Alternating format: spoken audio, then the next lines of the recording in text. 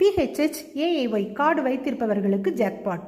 இனி பொருள்களுக்கு பதிலாக நேரடியாக கைக்கு வரும் பணம். இந்தியாவின் பொது விநியோக திட்டத்தில் மிகப்பெரிய மாற்றத்தை கொண்டு வர்றதுக்கு மத்திய அரசு தீவிரமாக ஆலோசித்து வருது. குறிப்பாக ரேஷன் கடையில் வழியாக வழங்கக்கூடிய அரிசி, கோதுமை இது போன்ற அந்த அத்தியாவசியமான பொருளுக்கு பதிலாக புதிய முயற்சியை மத்திய அரசு அறிமுகம் செய்யப்பட உள்ளதாக தகவல் வெளியாகியிருக்கு.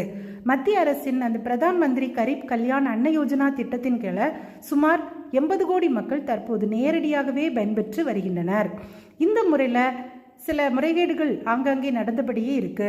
அதுபோல போலி ரேஷன் கார்டுகள் நடமாட்டமும் இருக்கத்தான் செய்யுது.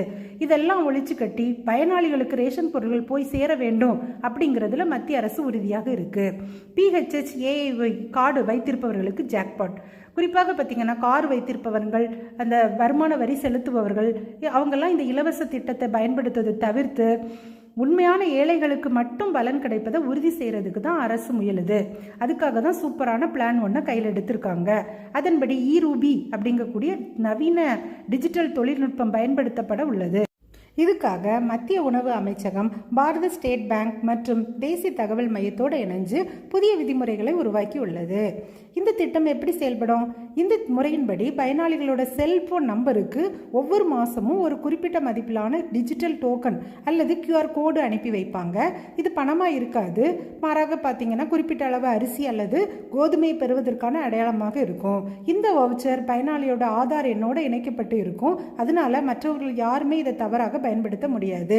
பயனாளி ரேஷன் கடைக்கு சென்று தன் செல்போனுக்கு வந்த மெசேஜை காட்டி கைரேகை அல்லது OTP மூலமாக சரிபார்த்து பொருள்களை பெற்றுக்கொள்ளலாம். இந்த முறையில் பயனாளிகள் தங்களுக்கு தேவையான பொருள்களை ரேஷன் கடைகள் அல்லது வெளி சந்தையில் வாங்கி கொள்ளக்கூடிய வசதியும் இருக்கும். சில பகுதிகளில் இந்த வவுச்சரை பணமாக மாற்றி வங்கி கணக்கில் வரவும் வைத்துக் கொள்ளலாம். அந்த வாய்ப்பும் இதில் வழங்கப்படலாம். இந்த திட்டம் ஏற்கனவே சண்டிகர் மற்றும் புதுச்சேரி இந்த இடங்கள்லாம் சோதனை முறையில் செயல்படுத்தப்பட்டு வருகிறது.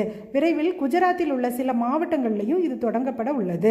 அங்கு கிடைக்கக்கூடிய அந்த வெற்றியை பொறுத்து இந்த ஆண்டு இறுதிக்குள்ள நாடு முழுவதும் இந்த திட்டம் விரிவுபடுத்தப்பட உள்ளதாக கூறப்படுகிறது. இருந்தாலும் இந்த புதிய திட்டத்துக்கு ரேஷன் கடை உரிமையாளர்கள் சங்கம் கடும் எதிர்ப்பு தெரிவித்து வருகிறது. காரணம் என்ன அப்படின்னா, இந்த முறை அமலுக்கு வந்தால் ரேஷன் கடை ஊழியர்களின் வாழ்வாதாரம் பாதிக்கப்படும் அப்படின்னு கவலை தெரிவிக்கிறாங்க. அது மட்டும் இல்லை, வங்கி கணக்கில் செலுத்தப்படக்கூடிய பணத்தை மக்கள் உணவு தேவைக்கு பயன்படுத்தாம மது போன்ற தேவையற்ற செலவுகளுக்கு பயன்படுத்த வாய்ப்பு உள்ளதாகவும் அச்சம் தெரிவிக்கிறார்கள். இருந்தாலும் அரசு தரப்பில் இந்த முறை வந்தால் பொருட்கள் கடத்தப்படுவது தடுக்கப்படும், மக்களுக்கு தரமான பொருட்கள் சரியான அளவில் கிடைப்பது உறுதி செய்யப்படும்.